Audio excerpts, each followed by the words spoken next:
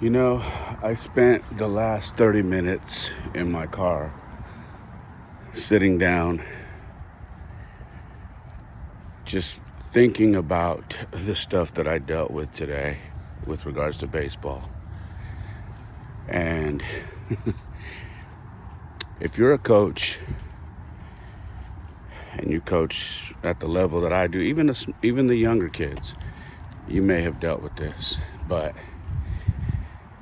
and you know what I mean by ending your day by sitting in your car just thinking about everything that you had to deal with regards to practice, with regards to kids not showing up, with regards to kids missing assignments, kids over committing, parents, you name it. And today was one of those days, man.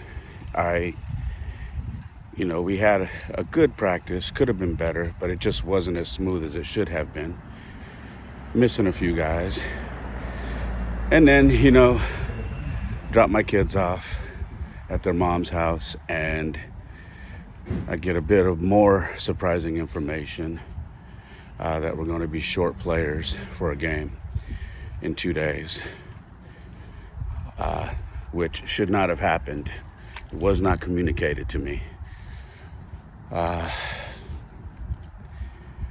And it takes a lot to let me say this the correct way.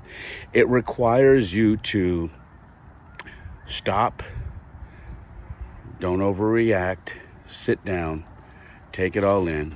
Yes, be pissed off, maybe vent and send that text message, which I did, to a mentor that I have, and then maybe reach out the following day and do what you need to do. And that's what I've been doing for the last 30 minutes in my car. I am not happy with the situation,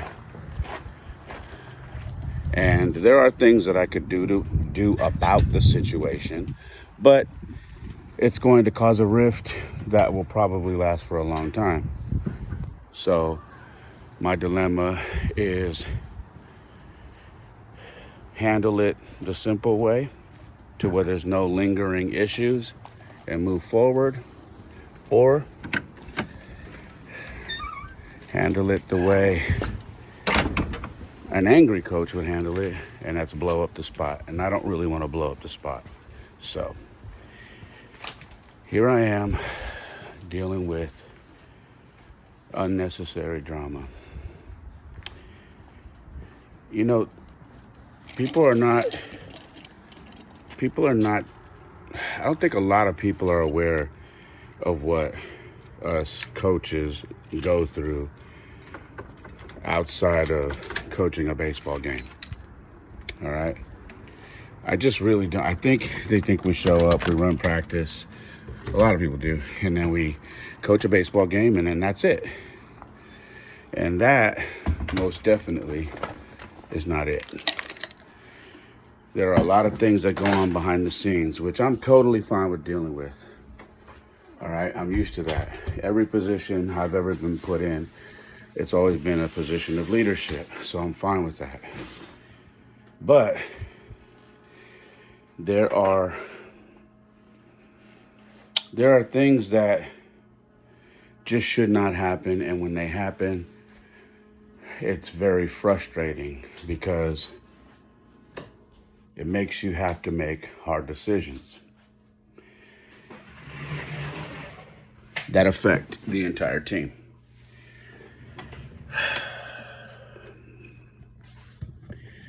If I sound frustrated, it's because I am. I work very hard at what I do, okay? I take my job, and yeah, it's not a hobby. I get paid to coach. This is a job. In fact, I get paid to coach 3 different teams, all right? This isn't a hobby. This is a job. But I take my job very serious, and when I'm asked to coach a team or take on a program or change a program or take a program in a new direction, I take it very serious. And when I have people who are supposed to be committed and they're not, or they don't communicate it and they put me in a bind, it affects the relationship moving forward. Now, I'm no stranger to having connections to multiple teams. I'm okay with that. But there's an etiquette. There's an etiquette with regards to scheduling. There's an etiquette with regards to making sure there is no major conflict, and making sure that there's no crossover. And that just is not, it does not happen the way it should these days. And it's getting worse. All right, it's getting worse. And today was just one of those days where I've had to deal with that. It's fell on my plate. And this is where I vent. This is part of my life. So I guess the silver lining, well, I shouldn't say silver lining. I guess what I'm trying to get at is this. When I was told this information, I was furious. I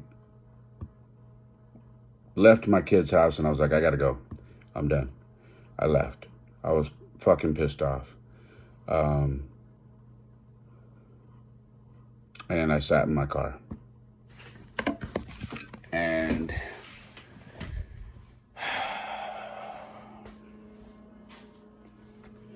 I sat in my car because I needed to just think, like I said. So I sat in my car and I thought and I thought and I thought and I said, okay, I know what I'm going to do. I'm going to wait till tomorrow, let the day develop,